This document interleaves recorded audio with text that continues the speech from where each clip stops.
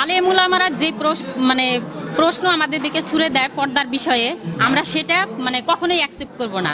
কারণ হলো আমাদের আদর্শ যিনি নবী করিম সাল্লাল্লাহু আলাইহি সাল্লাম, উনি আমাদেরকে যেই পর্দার বিধান দিয়ে গেছে, আমরা সেই বিধান অনুসারে আমরা হিজবুত তাওহীদের নারীরা আমরা ঠিক সেইভাবে পর্দা করছি। এবং আজকে আমি যে মানে অবস্থায় আছি এখন, আমার যে পর্দাটা আপনি দেখতে পাচ্ছেন, আমি ঠিক এটা আল্লাহ রসুল কোরআনে যেই আয়াতগুলো আমরা দেখতে পাই পর্দার সূরা, আপনি দেখবেন যে সূরা আহজাবের 59 নং আয়াত আর হচ্ছে সূরা নূরের 31 নম্বর আয়াত, আল্লাহ কতটুকু পর্দা মানে নারীদের জন্য বলেছেন, আমরা ঠিক ততটুকু অনুসরণ করেই পর্দা করে আমরা বাইরে বের হই।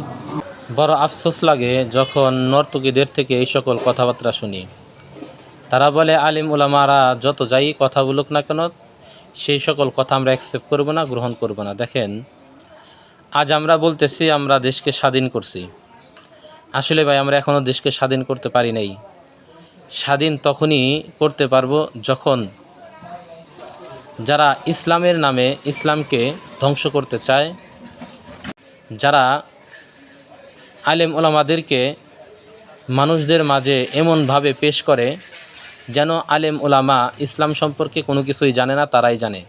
যতক্ষণ পর্যন্ত তাদেরকে, এই সকল লোকদেরকে আমরা উৎখাত না করব, বাংলাদেশ থেকে তাদেরকে না সরাইতে পারবো, বাংলাদেশ থেকে যখন তাদেরকে বিতাড়িত করতে না পারবো, ততক্ষণ পর্যন্ত আমরা আমাদের দেশকে স্বাধীন বলতে পারবো না।